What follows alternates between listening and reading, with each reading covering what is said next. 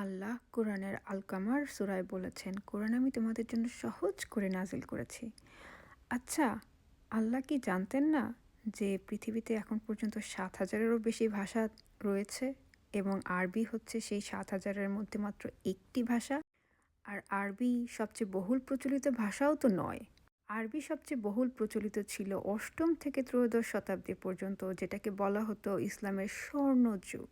ইসলামের তথাকথিত স্বর্ণযুগের বাইরে আরবি কখনোই বহুল প্রচলিত ভাষা ছিল না। আরবি ভাষী না হয়ে কোরআন বুঝতে হলে মানুষকে দোভাষী হতে হবে। আবার কোরআনের অনুবাদ পড়তে চাইলে মুসলিম আলেমরা বলেন যে সেটা নাকি আসল কোরআন নয়। আচ্ছা, আল্লাহ কি শুধু আরবি ভাষীদের জন্য কোরআনকে সহজ করে পাঠিয়েছেন আর বাকিদের সাথে পার্শিয়ালিটি করছেন? এটা কিভাবে সম্ভব?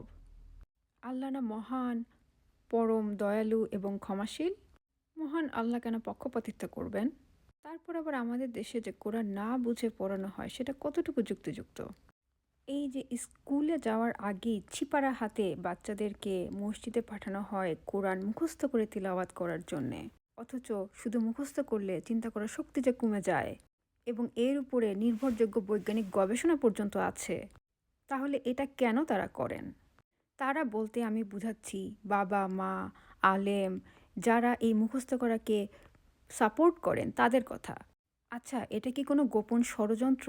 বাচ্চাদেরকে দিয়ে না বুঝে মুখস্থ করিয়ে কোরআন পাঠ করানো, তারপরে বড় হয়ে যেন তারা চিন্তা করতে না পারে এবং চিন্তাশীল না হয়। এভাবে মানুষকে গড়ে তুললে কার সুবিধা? মানুষকে নির্বোধ রেখে কার লাভ?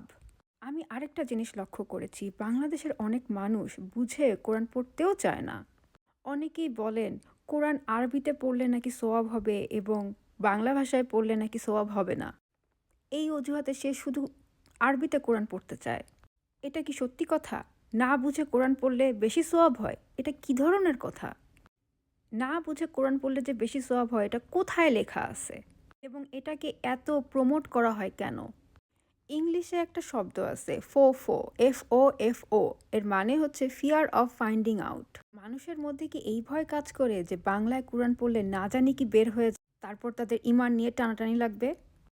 আপনাদের কি মনে হয় মানুষ কেন কোরআনকে বুঝে পড়তে চায় না তাদের মাতৃভাষায়? আল্লাহ কোরআনের আল কামার সূরায় বলেছেন, কোরআন আমি তোমাদের জন্য সহজ করে নাজিল করেছি। আচ্ছা, আল্লাহ কি জানতেন না যে পৃথিবীতে এখন পর্যন্ত ৭,০০০-এরও বেশি ভাষা রয়েছে এবং আরবি হচ্ছে সেই ৭,০০০-এর মধ্যে মাত্র একটি ভাষা? আর আরবি সবচেয়ে বহুল প্রচলিত ভাষাও তো নয়। আরবি সবচেয়ে